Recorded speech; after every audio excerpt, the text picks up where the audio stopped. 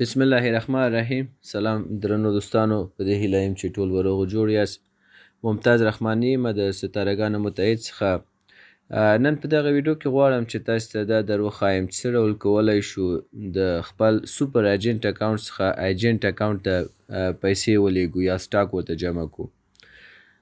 دې کار دپاره دوستانو موږ او تاسې دوه لارې لرو. یو دا چې د اپلیکیشن چې اتصالات بزنس اپلیکیشن ده، د هغې په ترو باندې موږ او تاسې کولی شو چې یو ایجنټ ته پیسې جمع کړو، او دوم د کوډ د لارې.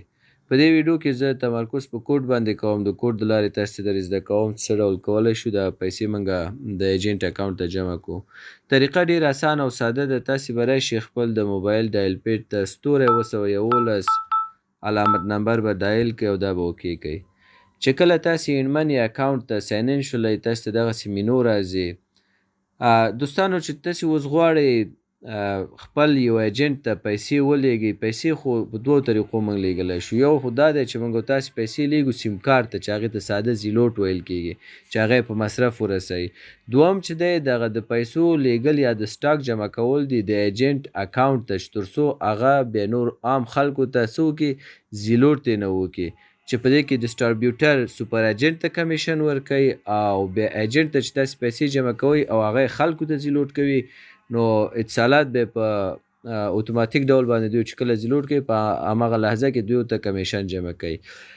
په هر صورت دوستانو، کله چې تاسې سوپر ایجنټ اکاونټ ولرئ او بیا ستاسې زیردست چې څومره ایجنټان اوسیږي، تاسې هغې ته سټاک په دې طریقه جمع کولی شئ چې لومړی دا کوډ وهئ، تر هغې وروسته به تاسې راشئ څلورم اپشن مای سرویسز به ورته انتخاب کړئ.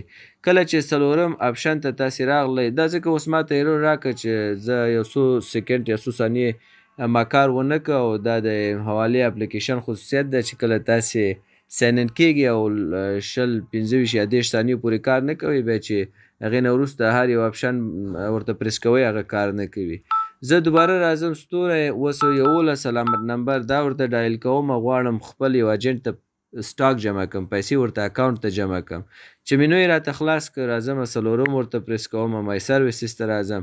کله چې مای سرویسز ته راغلم دوستانو، دلته C2C کسټمر ټو کسټمر دا به ورته انتخاب کړئ او دا به ورته سینډ کړئ. دلته وایي انټر د ریسیور موبایل نمبر، کم شمیرې ته چې تاسې غواړئ پیسې جمع کړئ د صفر څخه پرته د هغې ټلیفون نمبر به څنګه کوئ دلته ولیکئ. دوستانو دلته یوې خبرې ته ستاسې پام واوسیږي چې دغه سوپر ایجنټ اکاونټ چې زه اوس لرم او غواړم چې خپل یو ایجنټ ته پیسې ولیږم، نو هغه هم باید ام حواله اکاونټ ولري. یعنې کراس نیټورک ته موږ او تاسې سټاک نشو جمع کولی، یوازې اتصالات ته جمع کولی شو، یعنې هغه څوک چې ام حواله کې اکاونټ ولري، چې یا به 0.8 وي او یا به 0.3 وي. په هر صورت زه فرض کړه زه ورته وایم چې دا یو نمبر ده 0.110 دا نمبر ده او دا یم حواله اکاونټ لري او غواړم چې دې ته پیسې جمع کړم. حالا چې دا نمبر ما د زړه نه و او شاید دا یم حواله اکاونټ ونه لري، اوس بیا پریس کړو وبه یې ګورو چې لري او که نه. ګوره ساري سیسټم بیزي ټرای لیټر، بیا هم هغه مخکینی خبره ځکه راته ولیکله چې ما پکې لږ ځنډ وکړ، نو ځکه کار یې ونه کړ. دوباره راځم *111 علامت نمبر وهم. تر دې وروسته مې چې دا ووهه دوستانو، راځم څلورم مای سرویسز ورته انتخابوم. تر دې وروسته راځم یو کسټمر ټو کسټمر ورته انتخابوم. تر دې وروسته اوس ورته نمبر وهم چې زه غواړم سټاک یو چاته جمع کړم، نو زه به ورته ووهم چې 110 دغه نمبر ته سټاک جمع کوم.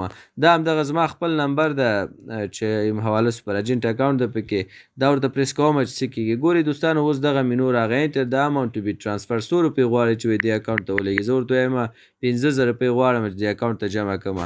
ګورئ سلف ټرانسفر ناټ الاؤډ، ځکه وایي ته خپل اکاونټ ته نشي پیسې جمع کولی. ما سره اوس داسې یو بل شمیره نشته دی چې هغه کې یم حواله وي چې زه هغې ته پیسې جمع کوم. ولې طریقه یې همدغه سمپل او ساده طریقه ده چې تاسې یوز کولی شئ. ما یو یم حواله شمیره پیدا کړه، زه غواړم چې همدې ته سټاک جمع کړم. *111 علامت نمبر دایلوم او تر دې وروسته راځم څلورم مای سرویسز اپشن ورته انتخابوم. تر دې وروسته یعنې کسټمر ټو کسټمر C2C ورته انتخابوم. تر دې وروسته همغه اتصالات شمیره چې یم حواله اکاونټ لري دا شمیره ده، دا ور اضافه کوم. صفر به پکې نه وهي دا ورته سینډ کومه. اوس ماته وایي چې مقدار ولیکي 100 روپۍ غواړي چې دې ته ولېږي. زه ورته وایم دې ته غواړم 10,000 افغانۍ سټاک جمع کړم یا اکاونټ ته ورته غواړم 10,000 افغانۍ جمع کړم.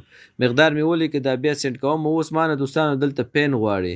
ګورې دلته ما ته ولیکلو چې سی ټو سی ټرانسفر فار دومره دغه شمېرې ته اماونټ 10,000 افغانۍ فیس پې نه راځي. پلیز انټر پین ټو کنفرم. کله چې ما دوستانو خپل پین ورته ووهلو نو دې ته څنګه کېږي پیسې انتقالېږي او هغې ته په اکاونټ کې پیسې جمع کېږي. هغه به یې کولی شي چې دا پیسې خلکو ته زیلوټ کړي او همدا ډول کولی شي خلکو ته د پیسې د زیلوټ څخه وروسته هغوی ته پکیجونه فعال کړي او په مصرف یې ورسوي. یعنې یوه طریقه خو یې دا وه چې د مای سرویسز څخه موږ تاسې کولی شو چې د سوپر ایجنټ څخه ایجنټ اکاونټ ته پیسې ور ولېږو. زه دوستانو 2 طریقې نور هم تاسې ته ښایم چې موږ تاسې کولی شو د یم حواله اکاونټ څخه خپل یو ایجنټ ته چې دی سټاک جمع کړو.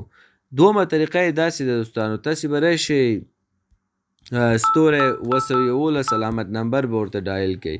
کله مو چې دا ډایل کړئ تر دې وروسته زه د کیشن د لارې هم کولی شم چې خپل یو ایجنټ ته څه وکړمه اکاونټ ته پیسې ور اضافه کړم. نو کیشن لومړی اپشن ورته انتخابوم، دا سینډ کومه. دلته وایي چې انټر د کسټمر موبایل نمبر. ما سره تیار نمبر شته، ورته وایم دا نمبر ده، 0 ترېنه خوا کومه او دا ورته سینډ کومه. چې کله مې دا ورته سینډ کړه انټر د اماونټ ټو بي ټرانسفر 100 روپۍ غواړي چې ورته ولېږي. زه ورته وایم دې ته یو 15,000 افغانۍ زه جمع کول غواړم. بیا سینډ وهمه ریسیور ناټ اویلیبل ان د سیسټم. ښه دا وایي په سیسټم کې نشته دا شمېره چې کوم و دا په سیسټم کې نه و.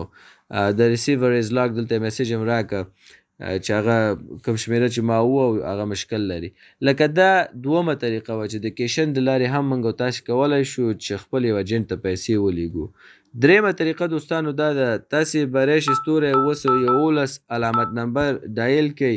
تر دې وروسته زه غواړم د کیش اوټ د لارې خپل یو ایجنټ ته پیسې ولېږم. طریقه داسې ده دوستانو، زه دوم انتخابوم ورته کیش اوټ. صحیح ده. کله مې چې دا ورته انتخاب کړه تر دې وروسته ما ته چې دی 2 اپشنونه راځي. زه ورته کیش اوټ انتخابوم. کیش اوټ کوډ کیش اوټ دا ورته نه انتخابوم، یو کیش اوټ ورته انتخابوم. اوس ما ته وایي انټر د کسټمر موبایل نمبر. چې تاسې غواړئ دغه کیش اوټ وکړئ هغه نمبر ته چې تاسې پیسې لیږل غواړئ هغه کم نمبر ده، دلته به تاسې خپل د ایجنټ نمبر ووهئ. دا نمبر ما ور اضافه کړه دا ور سینډ کومه. اوس وایي انټر د اماونټ فار کیش اوټ. د خپل دغه سوپر ایجنټ اکاونټ څخه څومره پیسې دغه ایجنټ اکاونټ ته غواړئ کیش اوټ کې ور ولیږئ. ورته وایم چې 10,000 افغانۍ. صحیح ده. دا ورته اوکې کومه. چې کله مې دا کار وکړ ډیر کسټمر د سینډر ډز ناټ ایگزیست ان د سیسټم. دا کوم نمبر چې زه وهمه دا موږ سره رجسټر نه ده، دا سیسټم کې موږ سره نشته ده. که چېرته دا موږ سره په سیسټم کې واوسېږي او زموږ د زیردست واوسېږي دوستانو دې ته تاسې پیسې د کیش اوټ د لارې هم لیږلی شئ. نو په دغه دریو طریقو باندې کیشن، کیش اوټ او ډیر عامه طریقه چې معمولا ټول خلک یې یوز کوي څوک چې په دغه برخه کې کار کوي هغه سی ټو سی د مای سرویسز. نو تاسې ته چې هر یو اسانه راځي تاسې په همدغه طریقه دوستانو کولی شئ چې د سوپر ایجنټ اکاونټ څخه ایجنټ ته څنګه وکړئ پیسې ور ولېږئ. دوستانو یوه خبرې ته مو پام واوسېږي، که چېرته تاسې سوپر ایجنټ اکاونټ د یو ډسټریبیوټر سره ولرئ تاسې نشئ کولی چې د بل ډسټریبیوټر ایجنټ ته سټاک جمع کړئ.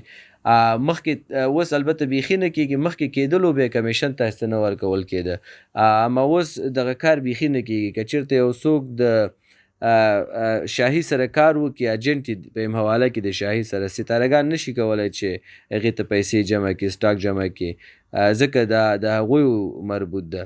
کم یو چې د ستارهګانو مربوط وي ستارهګان ورته پیسې لیږلی شي، چې د اکټیو سرویس مربوط هغوی ورته لیږلی شي، که د شاهي مربوط هغوی ورته لیږلی شي. داسې یو ترتیب یې جوړ کړی ده. نو په دې هیله یم چې له دغه ویډیو څخه مو هم یو څه ترلاسه کړی واوسېږي. انشاءالله زه کوشش کوم چې د انماني اکاونټ په اړه چې کوم اپډیټس راځي، کوم نوي جزئیات او معلوماتونه راځي هغه په وخت سره شریک کړم.